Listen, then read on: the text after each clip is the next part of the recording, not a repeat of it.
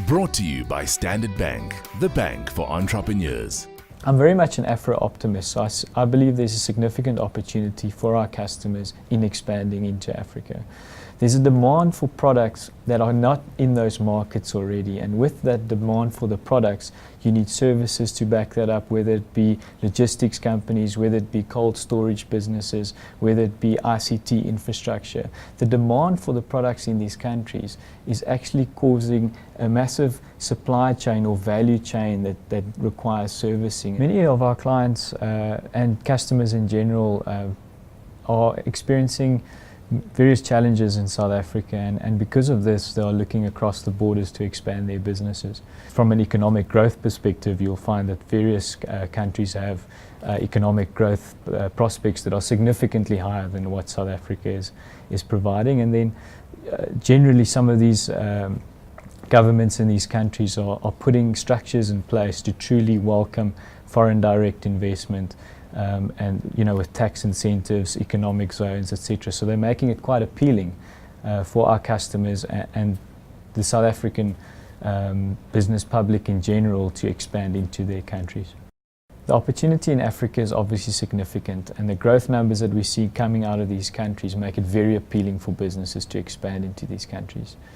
What one has to consider, though, is that all this growth and all this prospect comes with significant risk as well. Some of these risks that the businesses must look at when they expand into Africa is things like infrastructure. Another risk of doing business in Africa, generally speaking, is the complex legal environments that some of these countries have. And many South African businesses and many international businesses underestimate the complexity that they deal with from a legal perspective in these countries. Data and market insights remains a challenge in many of these African countries. We found that our customers in South Africa and even our international customers, they develop brands and they develop experiences based on very scientific market insights and very reliable data. Whereas if you get to some of these countries in Africa, there's very much a lack of market insights and reliable data. So that the way that you develop an experience or the way that you develop a brand is very different, and you have to have a mind shift when it comes to that development phase of your experience or of your product. One of the common mistakes that businesses make when looking at expansion into Africa is they see the continent of Africa as one country and one market. That's obviously a significant error to make in looking at an expansion plan. Each country is a completely different market, and within each country even there are completely different cultures, there's different tastes, there's different infrastructures, there's different legal environments, there's different ICT infrastructure, etc. So it's absolutely critical that you do not see Africa as one country. You can't even see a region as one country.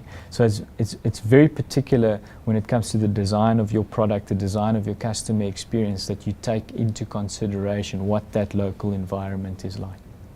We've observed that South Africans truly have the ability to make a success in Africa when it comes to expanding their brands. But it's not just South Africans, it's businesses from all developing markets, generally speaking, that have found a way to see these challenges as opportunities. It's a chaotic market at times, and some of these developed countries and developed brands cannot truly crack that opportunity. So it's very much a competitive advantage for South Africans at this stage, but we'll have to move fast because we're competing against brands from other developing countries who also understand how to tackle these challenges in their own unique way.